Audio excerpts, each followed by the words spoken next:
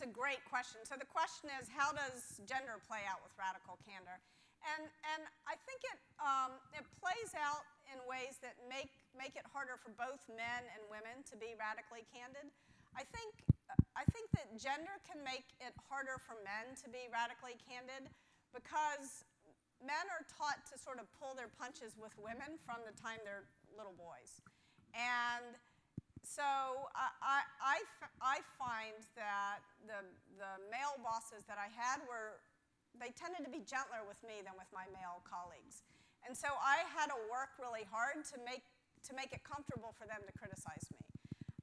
And because the majority of people in leadership are men, it's really bad for women that it's uncomfortable for men to criticize them, right? So if you're a woman, you need to work extra hard to pull that criticism out of your male colleagues. And if you're a man, you just need to man up and say it, like overcome your fears and tears.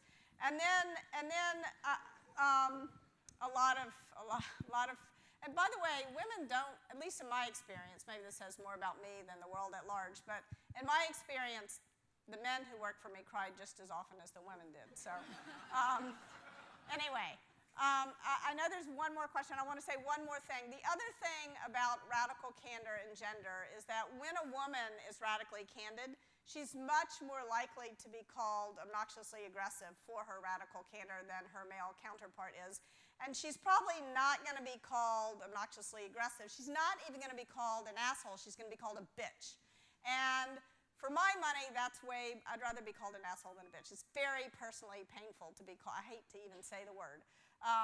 It's very personally painful to be called that or to have somebody, you can kind of see the thought bubble over people's heads sometimes. So there's a great book called What Works for Women at Work about sort of how to navigate this. My personal philosophy has been just to put my thick skin suit on and eventually people see that I actually care, that I'm not as obnoxious as they might at first think when they meet me.